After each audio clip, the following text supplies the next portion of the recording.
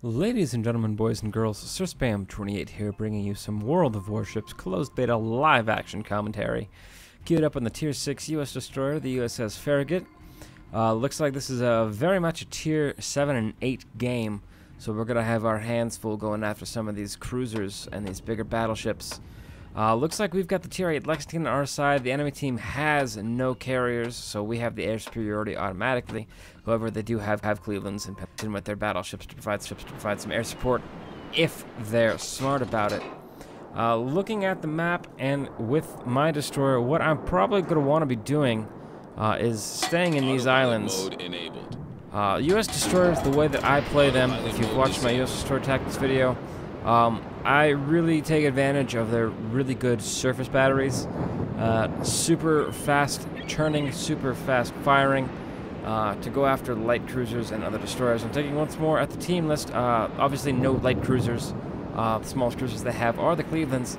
Actually, technically, the Pensacola's have less health and less armor than the Clevelands, so those would be the smallest ones. But still, the 5-inch guns with AP aren't going to do much against those, so I'm mostly going to be hunting down those 3 enemy destroyers. The Farragut is my equal, but the 2 Japanese destroyers, even after the buff on this last patch, with as regards to their turret rotation, still don't shoot nearly as fast as a U.S. destroyer can. So in a surface-to-surface gunfight, a U.S. destroyer should be able to take out a Japanese destroyer every time, as long as you avoid their torpedoes.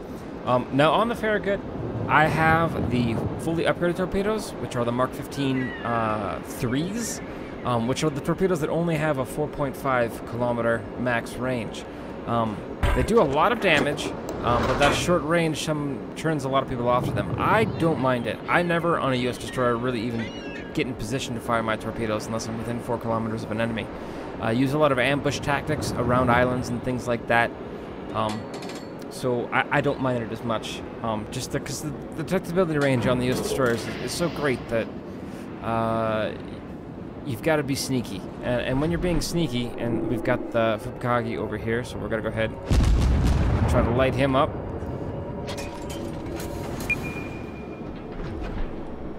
He spotted me for those battleships, so I'm going to go ahead and pop my smoke.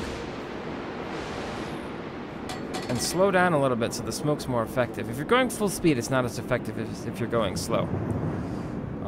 So he's probably just circling in his smoke, and I am going to be going slowly in this direction. I'm going to turn my AA off, just so it doesn't reveal me enemy ships that are overhead. He's fired a spread of torpedoes at me. I'm in kind of a choke point, but I should be able to avoid these. Slow down, let that one go by me. Turn back, avoid running aground. So yeah, again, as long as you avoid the Japanese torpedoes, you should be able to win a service engagement. Assuming it's just you. There's a scout plane above me, which is unfortunate because he's gonna see me. He's not seeing me anymore, but I just did get a glimpse of me. We'll see if we can't find that Japanese destroyer again. They are fast capping, which is not good. Oh, hello. This is not going to be good for me. We'll see if we can't churn and get a good angle on him like that. Problem solved, sir. Let's see if those 4 can't slam into him and sink him.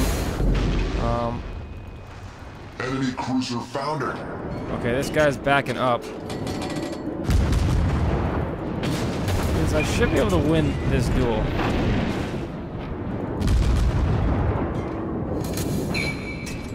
Critically damage him. Well, we'll go for some Citadel hits if we can.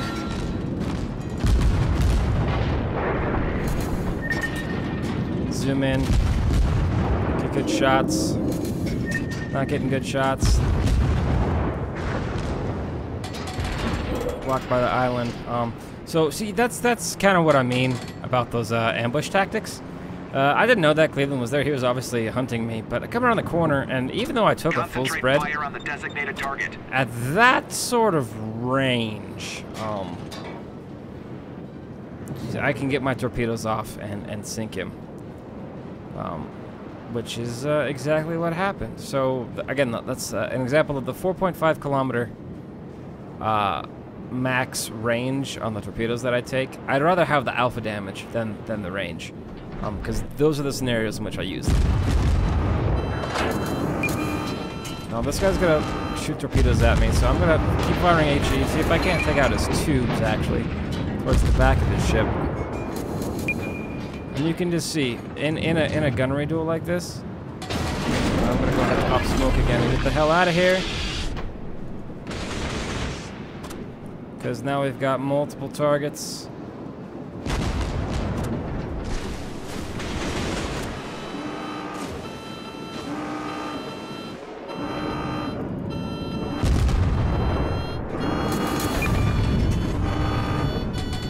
I've gone ahead and run around. I don't know where this enemy destroyer is, but my smoke should be covering me now as well. But I am in a bad way because I'm stuck in this little thingamajig, which is not good. Let's see if we can get off. The map collision stuff is still a little bit wonky, but we were able to get off of that, and we are winning this match 4-1. So you can see again. Ambush tactics on cruisers and then engaging and destroying enemy destroyers. That's how I play the U.S. destroyers. We're getting a little bit lucky. There he is. This should take him out. Hopefully. If we can get him. Slow down. See if we can't anticipate the churn. Reload, reload, reload, reload, reload. I want to take him out before he gets around that. And there we go. And there we go. And that's what we did. So now all of their destroyers are gone. Plus I was able to take out a Cleveland, which really, really, really helps out our aircraft carrier as well. And now we'll see what we can do. Unfortunately, looking at the map, I just saw something over there. Just saw a flash of another enemy over there. I wonder if that's a cruiser. Looking at the map, doesn't look like it would be. But looking at the enemy arrangements, there's not a lot. The battleships are, at least from this direction, from this approach angle, they're in pretty open water, so there's not going to be a lot for me to do against them. So I'm going to go in and just head towards the cap. There's some smaller islands in the cap area, fire on the designated target. which I might be able to use to get into range for the torpedo attacks against these Nagatos, but it's not going to be likely. But we're still capping, and they're going to be more focused on that battleship. So what I might actually be able to do is to see which way their turrets. This guy's shooting this way, that guy's shooting that way. I might be able to kind of go left here and then sweep around to the right. Concentrate fire on the enemy warship. And see what we can do. My smoke is back up, which is good. I don't have very much health left, which is bad. That means 1 or 2 shots from these battleship secondaries will really fuck me over. So that's not a good thing. Okay, that battleship's down. That one's still got most of its health, and he is now in the cap. So I need to get over there and pressure that. But you can't run directly at these guys. If I was in a Japanese destroyer, yes, you could, because you get the 10 to 15 kilometer torpedo range. If you've got a detectability range, that's 40% of that. So you're able to take those long range torpedo sniper shots. U.S. destroyers, that's not how we operate. We operate using terrain and islands, like you saw, using short-range torpedoes and using guns, and that is how you're able to win. But I think this game's going to be in the bag. They've got those 3 battleships left and 1 cruiser left, but it's 8-3, and we should be able to encircle and take these guys out. Now, I probably won't get any more damage done this game, but I think I've done a pretty swell job over on this other side, kind of preventing that flank. There was 2 destroyers and a Cleveland over there that we're going to circle around and try to get a flank on our forces, and I was able to stop that. And let's see if this guy eats any torpedoes. Yeah, he's going to eat a bunch of torpedoes, so he's going to be dead right now, actually, pretty soon. So that's going to be good, and we're really going to have this game in the bag. But yeah, like I was saying, getting the islands, getting the cover. On this map, that's the area you want to be in. A U.S. destroyer is over in that bottom right-hand corner with all those islands, with all that cover, where you can use your smoke, you can use your short-range torpedoes, and it doesn't really matter. I'm going to go ahead and turn back my AA on because this gun's going to spot me anyway. Maybe I'll shoot it down, maybe I won't. Who the hell knows? But as I'm doing that, since I know I'm going to be spotted by that plane, I'm going to go ahead and turn right a little bit here, just to get this iceberg in between me and this other battleship, just so he doesn't have a shot at me, just in case. Weren't able to take that plane out, but that's okay. Go ahead and slow down here. See which direction this guy's coming. Got a New Orleans over there. He should be pointing his guns at that battleship. So I might actually be able to take a run at this guy. Let me just take a look. His guns are actually pointing the other direction, which is pretty interesting, but pretty good for me. So again, 6.1? No, more than that. I don't actually know the exact range, but you just say like 7 is about as close as I can get. What the hell? I'm gonna go for it. Pepper this guy with some HE. Those are gonna fall behind. Let's see what can happen. I'm gonna go ahead and again get behind this iceberg just so it doesn't have a return fire. Man, you can just see the acceleration and deceleration potential that you have. Can I shoot over these? I can shoot over these. Which means that he could potentially shoot over me too, but I mean, maybe we get him lit on fire, maybe not. Who knows? Yeah, might as well just keep doing what you can. And I am in the cap as well now, so I'm really preventing him from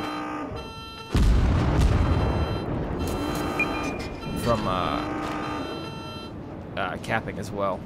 And he's under fire from a lot of different angles. We've got ships kind of behind us over here, but there's pretty good cover in between them and us.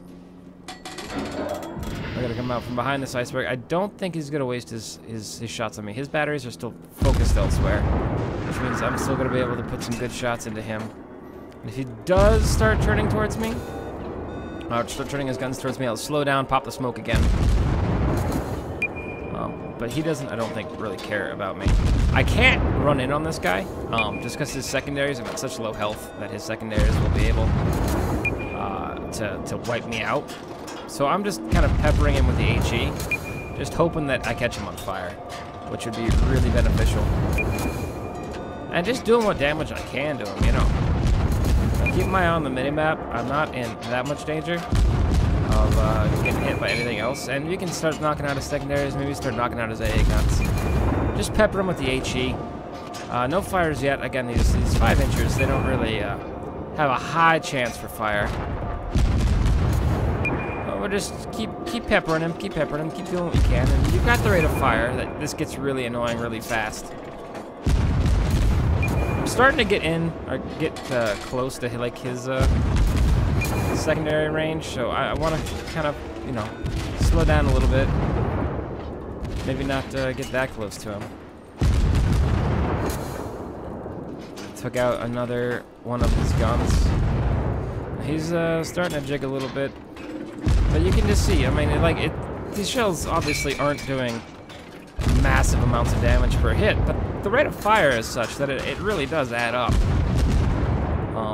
in the long run. And I'm, you know, not going to be doing the most damage to him, but every little bit helps. You know, every little bit helps. Plus these crits, just take out his secondaries. It's not going to really matter at this point in the game, but you never know. You never know. It's just this guy and another battleship left. These torpedoes are going to be the death of him. So, GG on that guy. And there's just one battleship left. He is straight ahead of us. I might actually make a run at him just because he's the last guy left. So, we're going to go ahead and get in here. He is going to start seeing me, so I'm going to start shooting at him. And we'll see what happens. Maybe we'll get lucky and get some fires on this guy. But, you know, just doing what we can. I'm going to start angling for a torpedo run here on him. His secondaries are going to start opening up on me, so I'm going to go ahead and pop the smoke. He's going to go down to these plane torpedoes anyway, I do believe. Yeah. If not, a broadside. Still not close enough to him, but those shells should finish him off. Nope. Yeah, his secondaries are starting to open up on me, which means I start have to zig and zag. But I am in torpedo launching range, so that means that I am going to turn. I'm going to slow down, try to get in my smoke cover, and see if we can't launch some torpedoes at this guy. He's starting to turn that way, so that's why I launched that last spread a little bit behind him, but he's gone anyway, and that's the game.